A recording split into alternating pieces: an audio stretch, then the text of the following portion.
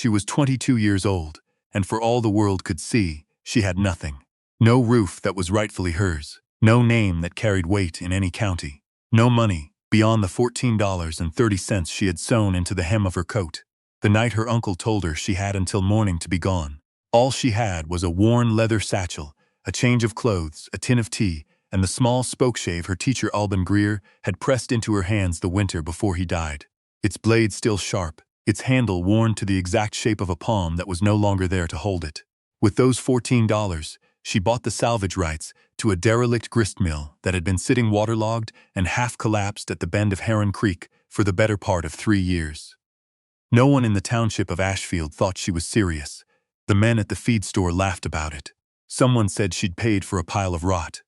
Someone else said she'd be back in town inside a week, hat in hand. What they didn't know, what no one in Ashfield could have guessed, watching her walk that muddy road alone with her satchel over one shoulder, was that the ruin at Heron Creek held a truth that would undo the man who had put her out and give her back far more than had ever been taken. Settle in close. Let us know in the comments where you're listening from tonight. Vera Albright was not born in Ashfield. She had come to it, the way so many came to the smaller mill towns of Ontario in those years, carried by loss and held in place by necessity. Her parents had died within a season of each other when she was 7, her father first, from a fever that swept the logging camp where he worked, and her mother not long after, from a grief that wore the shape of pneumonia. The relatives who took her in were not cruel in any obvious way. They fed her, kept her clothed, gave her a pallet near the kitchen stove, but she was never quite family. She was the obligation, the extra place at the table that no one had planned for. Her uncle, Roland Price, ran a dry goods operation out of Ashfield's Main Street. He was a careful man, meticulous with ledgers, cautious with sentiment. He allowed Vera to help in the store from the time she was old enough to make change, and she learned quickly, not just the arithmetic of commerce, but the quieter calculations of character. How a man's tone shifted when he thought no one important was watching. How a woman could hold a room's attention without saying a single word above a murmur. She learned patience and precision, and she carried both like tools. The real education, though, came from Harlan Greer. Harlan Greer was Ashfield's carpenter and millwright. A stocky, deliberate man with sawdust perpetually in the creases of his neck and a habit of going still when he was thinking, the way a heron goes still before it strikes. He had no children of his own. His wife had passed a decade before Vera arrived, and he had simply continued, the way men of that generation tended to, filling the space of grief with work. He noticed the girl the way a craftsman notices an interesting piece of grain. Not at first glance, but on the second look, when the light shifts. She had come to his workshop once, with a broken chair leg her uncle wanted repaired, and while she waited, she had picked up a hand plane and turned it over with a focus that was nothing like idle curiosity. It was the kind of attention that comes from wanting to understand how something works. He let her watch. Then he let her try. Then, without either of them making much of a declaration about it, she was coming to the workshop 3 afternoons a week. He taught her the grammar of wood, how to read a board's face for the direction of its grain before you ever set a blade to it, how to listen to the sound a chisel makes in different timbers, how moisture moves through a plank over years and what it does to joints. He taught her to use a draw knife and a spokeshave and a mallet, to square a mortise by feel as much as by eye. He showed her how a mill's gearing translated the energy of falling water into rotational force, how a millstone had to be dressed with perfect regularity, or the grain it ground would be uneven. He gave her a spokeshave he had made himself. The body was cast iron, the adjustment screws he had turned by hand on a friend's lathe, and the handle he had shaped from a piece of tiger maple he'd been saving for something worthy. It fit her hand as though it had been made for it, which, she understood later, it had. She kept it with her always, wrapped in a square of oilcloth in the bottom of her satchel. Harlan Greer died of a stroke the February before she turned 22. He went quietly, the way he had lived, without fuss, without ceremony. He left the workshop and its contents to a nephew in Hamilton who sold everything within the month to a man who came up from Brantford with a wagon and cash in hand, and with Harlan gone, the arrangement that had kept Vera in her uncle's house became, suddenly, a conversation Roland Price had apparently been waiting to have. He called it practical. He said the store was struggling, that he was taking on a partner, that the partner would be needing the room she occupied. He said it without looking at her directly, which told her everything she needed to know about whether it was true. She did not beg. She had learned, over 15 years in other people's houses, that begging accomplished nothing and cost you the one thing you couldn't afford to lose: your own estimation of yourself. She took what was hers. She sewed the money into her coat. She said goodbye to no one in particular. She walked south out of Ashfield and turned east at the crossroads and followed the old mill road that ran along the creek. The ruin at Heron Creek had been known about for years. The mill had been built in the 1850s by a man named Ira Coombs, who had the misfortune of constructing a sound building in an unsound location. The creek ran fast enough in spring to power the wheel, but the bend where it sat was subject to ice jams, and one particularly brutal March had sent a wall of water and ice through the lower works. Coombs had sold the property for what he could get and moved west, and the mill had stood empty ever since, its wheel gone, its roof partially in, its stone foundation sound but everything above it given over to weather and small animals. The salvage rights had been listed with the township for 2 years, with no takers. When Vera appeared at the clerk's office with her $14 and her quiet, level manner, the clerk had looked at her for a long moment and then written the receipt without asking many questions. He might have warned her. He probably should have. He wrote the receipt instead. She set up camp in the mill's upper loft, which had held its structure better than the ground floor. She swept it out. She rigged a canvas sheet across the gap in the roof where the sky came through. She made a fire in the old stone hearth, using wood she gathered from the fallen sections of the wheel housing, and cooked a supper of oatmeal with dried currants from a tin she had thought to pack. She sat that first evening with Harlan Greer's spokeshave in her lap, listening to the creek. It wasn't despair she felt. She had expected something like despair, had braced for it on the walk out from town. What arrived instead was simpler, and in its way more useful. It was clarity. She had a building. She had skills. She had tools, at least the spokeshave and a small folding knife, and she had 14 cents remaining and an understanding of how a mill was meant to work. Tomorrow she would look at what there was to work with. The assessment she made in daylight was both better and worse than she'd hoped. The stone walls of the main structure were solid. 1.5 feet thick, dry-laid fieldstone with good mortar still in the joints. The foundation was sound. The mill race, the channel that had once directed the creek's current against the wheel, was intact and needed only to be cleared of silt and debris. The millstones were still there, lying in the dirt of the ground floor half buried, the upper runner stone cracked across its face. The timber frame of the upper floor was largely sound, its oak joints dry and tight. The damage was real, though. The wheel was gone entirely. 2 of the lower wall's lintels had shifted and would need to be reset before the roof could be trusted. The gearing mechanism, the shaft, the crown wheel, the lantern pinion that would have transmitted power from the wheel to the stones, had been removed or had rotted away. A mill without its works was a stone box, sound and useless. She stood in the middle of what had been the grinding floor and worked through the problem the way Harlan had taught her to approach a complex repair. Start with what you know, move to what you can determine, leave what you cannot yet answer for later. What she knew: the building was salvageable. The mill race was salvageable. The millstones, even the cracked upper runner, could be useful once she understood their condition more fully.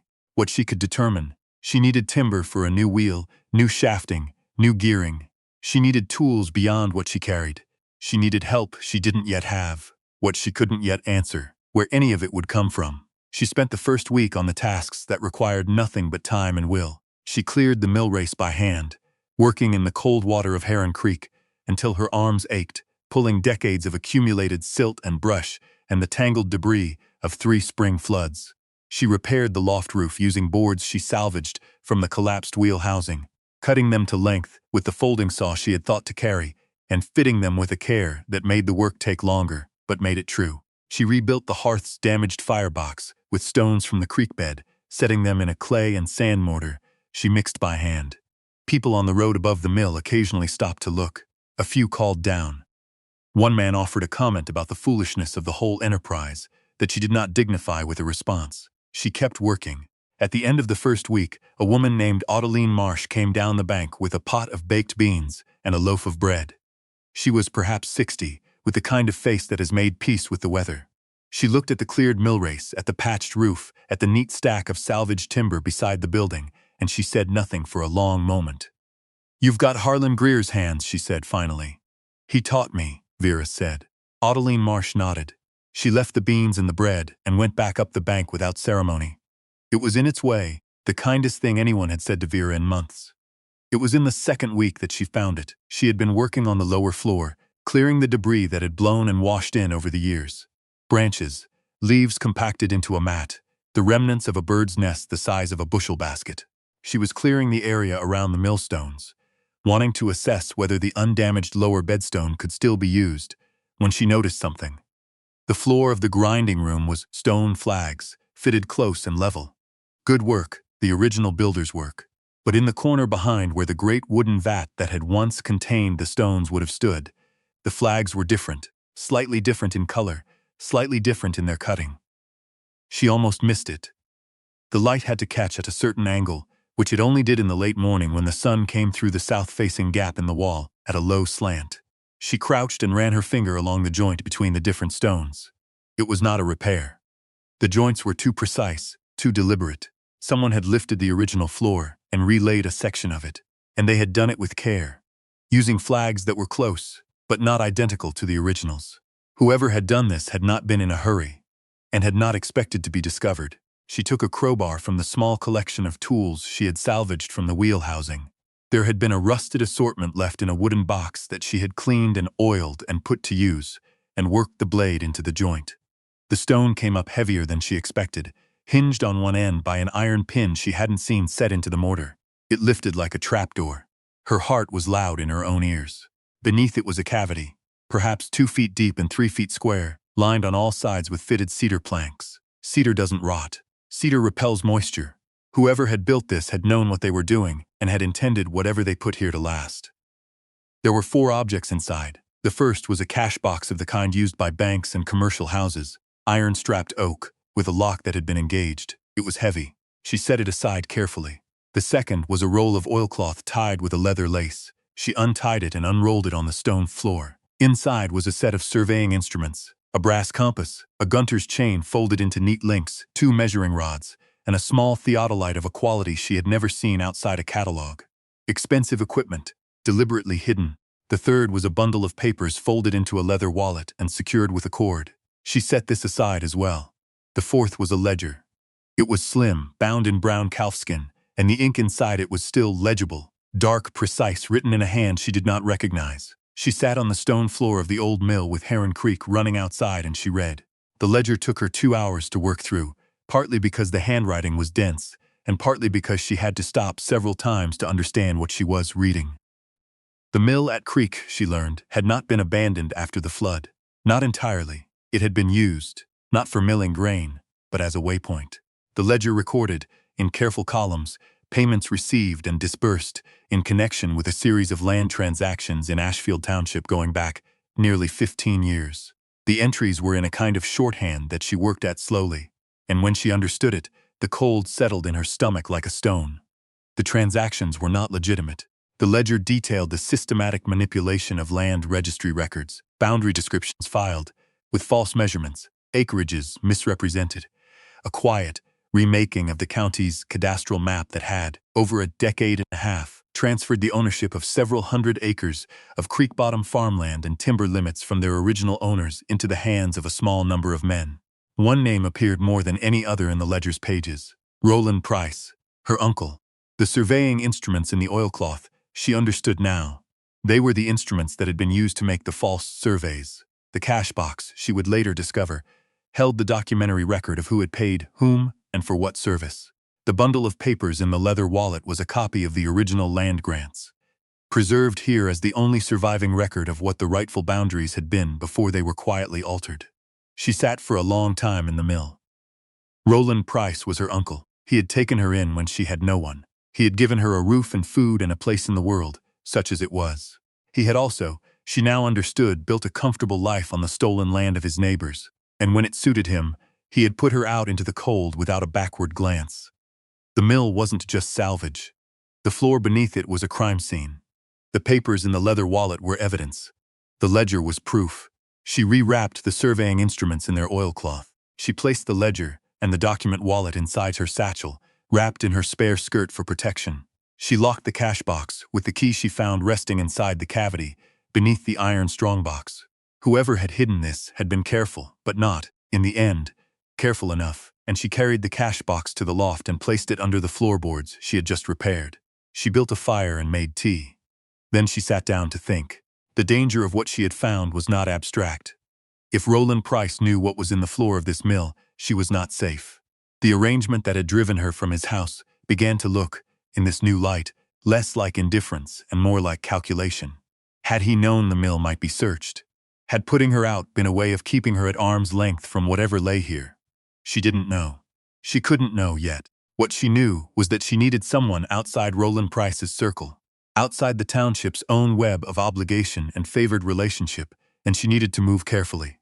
She spent the next 10 days making the mill more defensible and more her own. She fitted the door she had built for the ground floor entry with a bar of iron she cold forged from a length of rod she found in the old works, heating it in the hearth fire until it was workable, and shaping it on a flat fieldstone that served as a makeshift anvil. Harlan Greer had taught her enough of the blacksmith's art to be dangerous. The bar wasn't elegant. It was solid. It would hold. She built a proper sleeping platform in the loft. She fitted the windows with shutters. She organized her workspace with the methodical neatness Harlan had modeled, everything in its place, tools cleaned and put away. After each use, the floor swept at the end of every day. The mill began to look inhabited rather than occupied, claimed rather than sheltered in. People came, slowly, in the way people come to a thing they're not entirely sure about. The man who ran the small farm, half a mile east along the road, a wide, weathered fellow named Garrett who kept his counsel, stopped one afternoon with a broken wheel spoke and the tacit question of whether she knew anything about wood. She did. She spent an hour with a chisel and a mallet fitting a new spoke. She turned from a piece of ash she found in the salvage timber and charged him only what it cost her in time, which he paid in a sack of potatoes and a dozen eggs. 2 weeks after that, a woman from the village came down the creek road with a loom whose heddle frame had warped. Vera couldn't fix the warping. That was a problem of time and humidity, not craft, but she could build a replacement heddle frame from clear-grained pine, and she did, and the woman left it behind her on the road. The word that began to circulate in Ashfield was not the girl at the old mill. It was, gradually, the woodworker at Heron Creek. A different kind of name. A name that carried weight. She was becoming a part of the place. Not through anything she declared, but through the accumulated evidence of her hands. The opportunity she had been watching for came with the autumn. The Provincial Land Registry Office sent a traveling examiner through the county every October, tasked with reviewing disputed claims and irregularities flagged by landowners.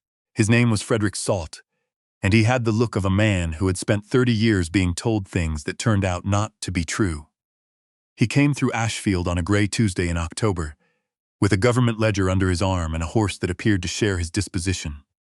Vera was waiting for him at the bend in the road where the creek track met the county road.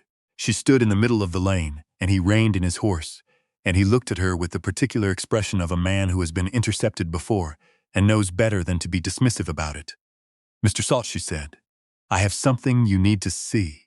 He was skeptical. He remained skeptical for the length of the walk down to the mill and through the door and up to the loft where she had laid out the ledger, the document wallet, and the cash box on the plank table she had built.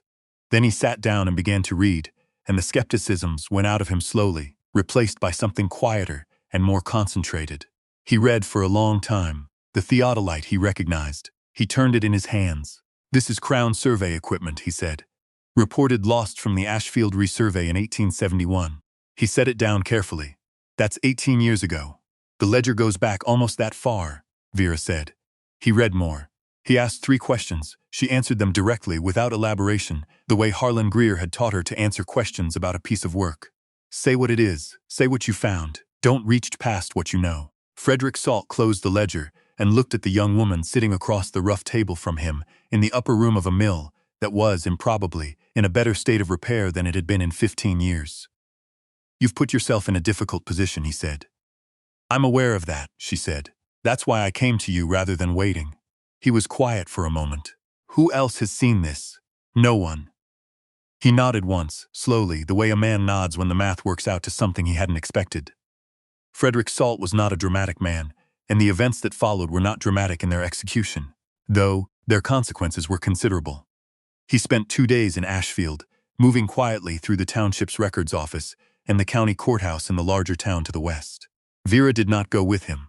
She continued her work at the mill, There was a full replacement of the upper bearing housing to complete before the cold truly set in, and she had promised Garrett another job on his equipment before freeze-up. She heard about the outcome from Adeline Marsh, who came down the bank with a pot of venison stew on the fourth day, and the look of someone carrying news they aren't sure how to measure. Roland Price had been called to a meeting at the county land registry office. He had arrived with his ledgers and his careful manner. He had left in the company of a provincial constable. The charges filed were extensive: fraud against the crown, conspiracy to corrupt land registry records, obtaining property by deception. 2 other men, both landholders in the township, had been named as well. The precise, quietly assembled case that Vera had handed to Frederick Salt had turned out to be the clearest documentary evidence of systematic land fraud the province had seen in a generation. Vera listened to all of this without saying much. She thanked Adeline for the stew. Several weeks later, a letter arrived for her at the township clerk's office. She had given that address, not having a proper one of her own. It was from the provincial crown attorney's office. As the person who had discovered the hidden materials and preserved them as evidence, and as the legal purchaser of the salvage rights to the property where they were found, she was entitled, under provincial statute, to a finder's claim on the cash box's contents. She walked to the clerk's office on a cold morning in November to collect the letter. The clerk, the same man who had written her salvage receipt with so little comment in August, handed it to her and held her gaze for a moment. "Heard you fixed up that old mill," he said. "Working on it," she said. The cash box contained documentation of 23 land transactions. The finder's provision under the Crown Lands Protection Act entitled her to a portion of the assessed value of the fraudulently transferred properties as they were remanded to the provincial registry. It was not a fortune in the sense that the word implies carelessness. It was, however, enough. She used it first to purchase the mill property outright. The salvage rights she had been working under, converted to a proper deed, signed in the registry office on a gray November Tuesday. She walked back to Heron Creek with the deed in her satchel and stood in the doorway of the old stone building and felt the weight of it. Hers. She spent the winter and the following spring in the careful work of restoration. Not renovation, restoration. The wheel she built was a true overshot wheel, 18 feet in diameter, using white oak she sourced from a sawmill 2 townships over. She had to hire help for the timber work. 2 men from the village, Garrett among them, who came and stayed and worked with the steady efficiency of people who respect what they see. She directed the work with Harlan Greer's unhurried exactness, measuring twice and again before she cut, speaking plainly about what she wanted and why. The gearing she largely fabricated herself, working with a local blacksmith for the iron castings she couldn't produce, designing the crown wheel and lantern pinion from dimensions she had committed to memory during years of watching Harlan work in a mill not unlike this one. The millstones. She kept the lower bedstone, which was sound, and sourced an upper runner from a mill that had been demolished in Wellington County, transporting it on a borrowed wagon and setting it, with the help of 3 men and a great deal of careful arithmetic. On a Saturday in June, with the creek running high from a week of rain and half of Ashfield's farmers standing on the bank to watch, Vera Albright opened the mill race gate and let the water onto the wheel. The sound it made was unlike anything she could have prepared for. Not just the creak and rush and the deep groan of the gearing waking up, but the sound of the millstones turning, slow at first and then finding their rhythm, the scrape and roll of stone on stone that had been silent for a generation. She stood in the grinding room and felt the vibration of it through the soles of her boots. Garrett laughed from the doorway. Adeline Marsh, who had come down the bank with a crowd of people Vera had barely spoken to, pressed her lips together in the tight way of a woman who is moved and doesn't intend to show it entirely. The first grain the mill ground was a sack of hard red winter wheat from Garrett's own store. Vera set the stone gap by hand, feeling for the temperature and texture of the flour as it came from between the stones, adjusting until it was right. The flour she bagged. She gave the bag to Adeline, who made bread from it and brought a loaf to the mill the following week and left it on the table without saying anything much, which was as high a form of praise as Adeline Marsh was likely to offer. Vera Albright had been 22 years old and standing on a muddy road with $14.30 sewn into her hem and nowhere particular to go. She had spent 10 of those dollars on salvage rights to a ruin at a creek bend, and the other $4.30 on supplies to keep her alive while she worked. It had been, she should say later, to Adeline, to Garrett, to the occasional person who asked, The most straightforward business decision she had ever made. She was no longer the obligation, the extra place at the table. She was the millwright at Heron Creek, and the mill was running, and the flour it made was good. On the table in the loft where she still slept, because the loft was warm and the view of the creek through the new window she had cut was worth keeping.